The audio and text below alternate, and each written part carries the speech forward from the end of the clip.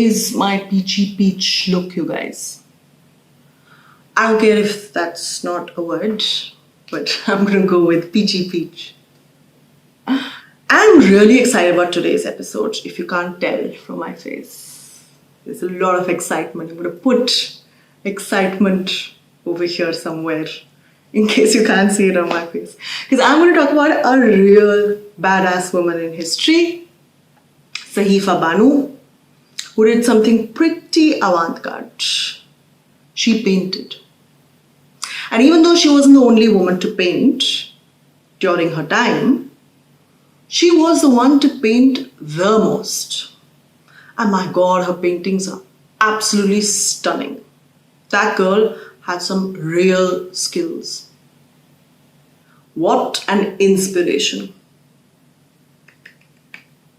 So I'm going to just stop blabbering and start the introduction in 3, 2, 1. Hello and welcome to the 9th episode of Eyeshadow and Etihaas. I am Ruchika Sharma, and for those of you who have hopped onto the channel just very recently, I teach history for a living. I have a few more credentials that have been listed in the description box. And for the benefit of those of you who have just hopped onto the channel, Eyeshadow and Etihaas is basically a passion project of mine, wherein I put together an eyeshadow look or an eye makeup look like this one while talking about a particular topic from Etihaas or history. Please note that there is a list of sources provided in the description box that you can use to fact check whatever I say over here or to read in case whatever I speak here sparks your curiosity on the subject. Now that all that is done, let me introduce you to today's topic. Today we will talk about female artists in the Mughal atelier. When I first actually started researching about this particular topic, I was already familiar with the work of one female Mughal artist, that is Sahifa Banu Begum. But I was absolutely overjoyed when I realized that there were at least 3 more female artists who had made exemplary paintings: Nadira Banu, Ruchika Banu, and Nini Banu. Each of these 3 at least have one painting that can be safely attributed to them. So we will discuss at length the work of each of these 4 female artists in the Mughal atelier in 2 episodes. The first episode, which is this one, will talk about the works of Sahifa Banu Begum, who is by far the most prolific female artist in the Mughal atelier, considering she has 4 paintings which can be safely attributed to her. The next episode will talk about the works of Nini, Nadira, and Ruchika Begum. These 2 will be the debut episodes of a new series that I am very excited to start at Eyeshadow and Etihaas, the Women in Indian History series, where we will talk about not only the most notable women in Indian history, but also the women who are not so well known, like these female artists in the Mughal atelier. Previously, the channel has been intermittently also running another series, the Reuse in Indian History series. There is now a proper playlist in the channel titled Reuse in Indian History, where you can go ahead and find all the episodes that pertain to that particular topic. These have also been listed in the description box. And today, while discussing Sahifa Banu's gorgeous paintings, I will be putting together this peachy peach look. Because you know what I say about being matching, and I always practice what I preach. Chaliye phir. Sahifa Banu Begum is easily the most notable female artist of the Mughal atelier. And in being that, she is also a bit of a rarity. Even though women feature regularly in the Mughal paintings, paintings done by women themselves are few and far between. Annemarie Schimmel points to a possible reason for this, stating that it was more customary for Mughal women to devote themselves to calligraphy. For example, Mughal Emperor Aurangzeb's daughter, Zeb-un-Nisa, who was not only a famed poet but also an excellent calligrapher. But this rarity didn't stop Sahifa Banu, Nadira Banu, Ruqayya Banu, and Nini Banu. I find this name super cute, Nini. These four avant-garde women poured their heart out on the canvas and created some real jaw-dropping masterpieces, many of which were included in murakkas or photo albums, and some of which also feature in illustrated manuscripts. And as stated earlier, Sahifa Banu Begum ruled the roost. We so far know of at least 4 paintings that can be safely attributed to her. But before we examine the paintings in detail, who exactly was Sahifa?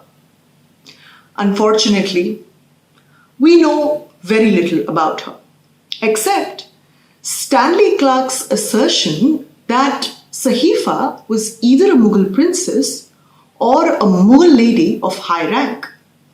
Yet, this assertion is not really based on much evidence. What we do know for sure is that she painted during Mughal Emperor Jahangir's reign, but the rest of Sahifa's personal life continues to puzzle historians. Seems par for the course for women in history, where their unknowns often trump their knowns. However, our Sahifa is known impressively through her work of 4 paintings, each of which is different from the other. Her best work is this one, titled The Son Who Mourned His Father, which depicts a story from the Farsi poem Mantak al-Tair, where Mantak means language or speech and Tair means birds.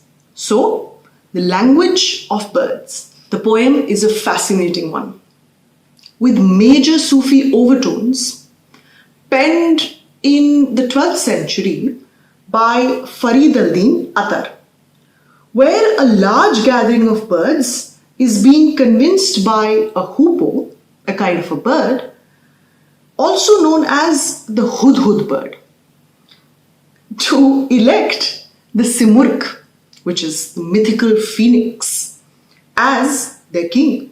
Now, the convincing isn't actually easy, and each of the birds has a concern which the hoopoe answers by narrating different stories or anecdotes. The painting done by our Sahifa is a copy of the original, which is this painting, which depicts the anecdote narrated in response to a bird quizzing the hoopoe about his fears relating to death, where the hoopoe narrates this story of a man's death and his inconsolable son being counseled by a Sufi. The manuscript, which is the Mantak al-Tair, was first illustrated in the 15th century under the Timurid patronage and later came to be in the possession of the Safavid ruler of Iran, Shah Abbas, in the 16th century. If you remember Shah Abbas, he's the person who seems to be crawling into Jahangir's embrace, as we discussed in one of the shots. In case you didn't see it, I'll link it here. But coming back to the original painting, the original manuscript of Mantak al-Tair was later on donated by the Shah of Iran to a Sufi shrine. There is a strong evidence that this manuscript, or at least a copy of it, came to Mughal India, since 2 out of its 4 illustrations were copied in the subcontinent at 2 different times. And one of these 2 illustrations, which were copied in the subcontinent, was done by our Sahifa, who copied the illustration with a striking similarity. The scene depicts the father's grave being brought in the foreground, with the son being consoled by the Sufi at the cemetery gate, while in the background gravediggers are preparing a fresh tomb for the father's grave. The symbolism in this painting is rife, such as that of the ill-omened black cat and the snake attacking a bird's nest, symbolizing death as an inescapable and cruel reality.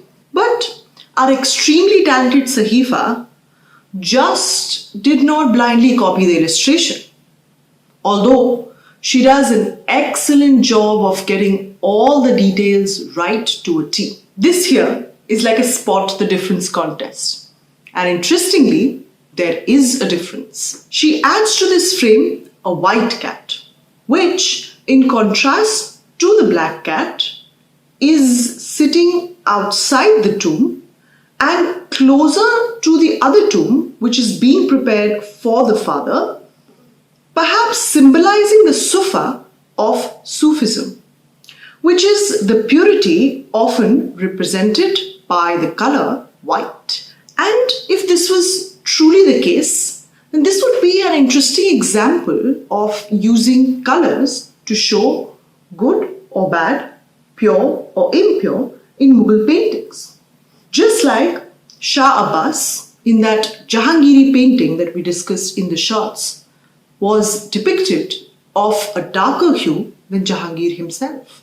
Done in 1620 AD, Sahifa's copy is painted much before the Shah of Iran donated it to the Sufi shrine, signaling that perhaps copies of the manuscript were made at Iran and then perhaps gifted to the Mughals. Copying works of well-known artists was a common way in which artists in the Mughal atelier could really hone and show off their skills. While the level of similarity was appreciated, modifications in the copy expressing the artist's own creative expression and interpretation on the master's work was also encouraged. In this regard, Sahifa's second painting, which is basically a copy of the famous Iranian painter Behzad, titled The Castle at Karnak, included in the illustrated volume of Khamsa-e-Nizami, becomes quite important. The illustrated copy of the Khamsa was commissioned by Ali Farsi Barlas at the court of Sultan Hussain of Herat, and a copy of it was in Agra in the 1560s, informing us that Sahifa would have had access to the original illustration. However, here again, Sahifa does not merely copy this.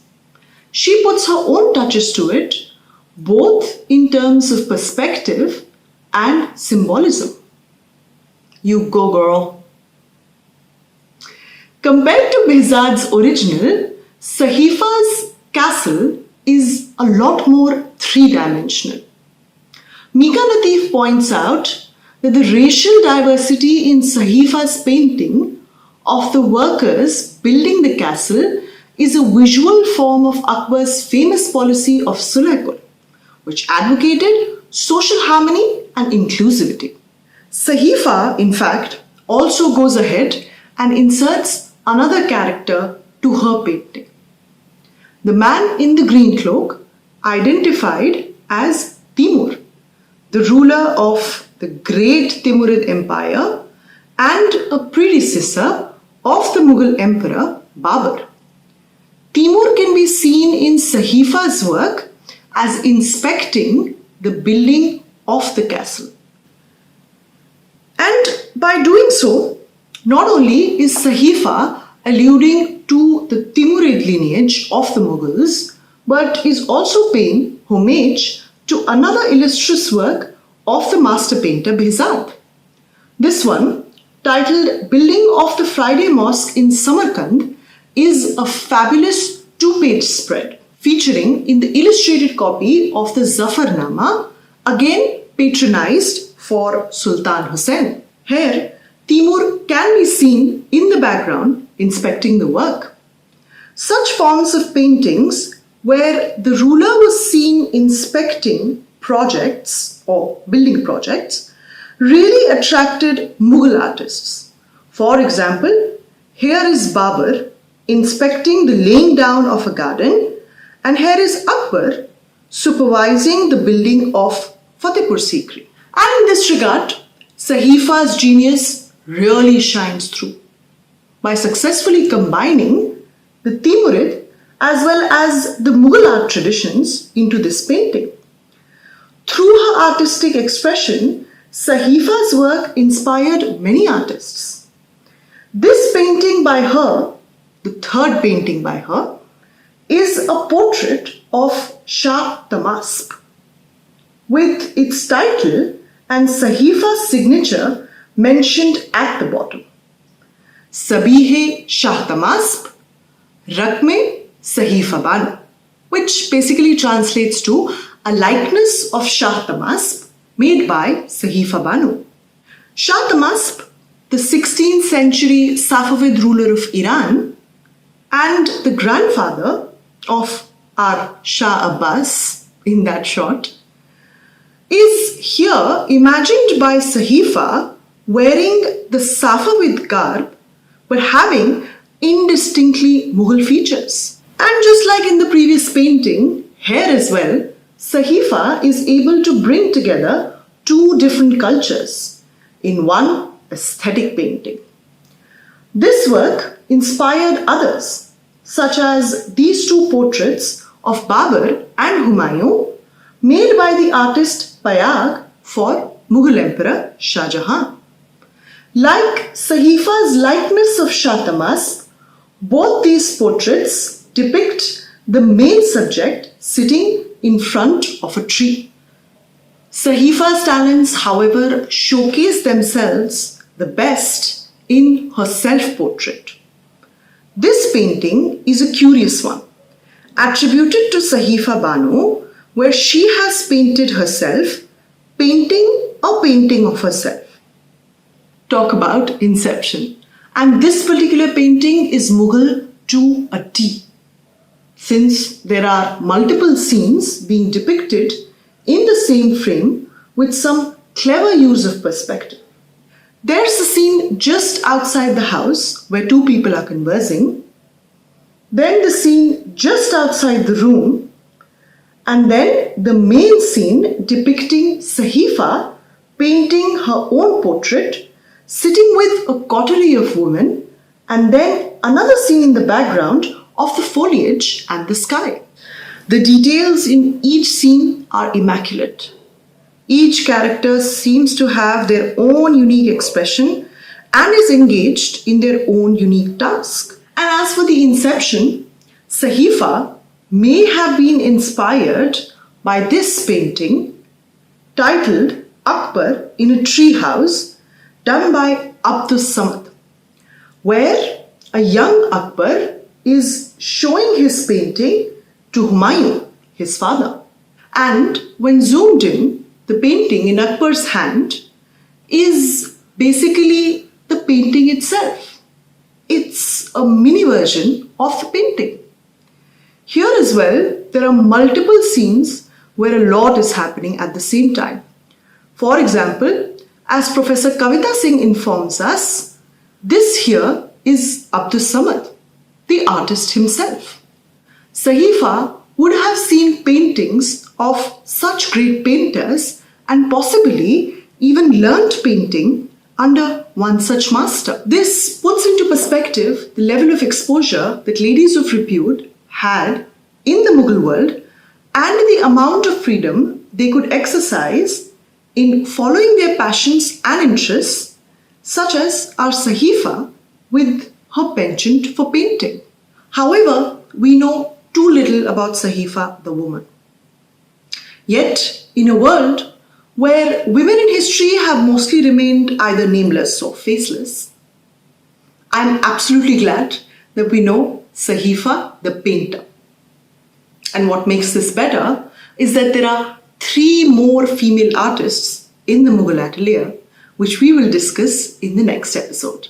And that is all that I have for you today. Please note that there are a list of sources mentioned in the description box that you can go ahead and read to fact check whatever I blabbered over here, or if Sahifa's story or her paintings sparked your curiosity on the subject. And before you just walk away, please like and share the video and subscribe to the channel. And do let me know in the comment section what you thought about today's video. Your feedback means the absolute world to me.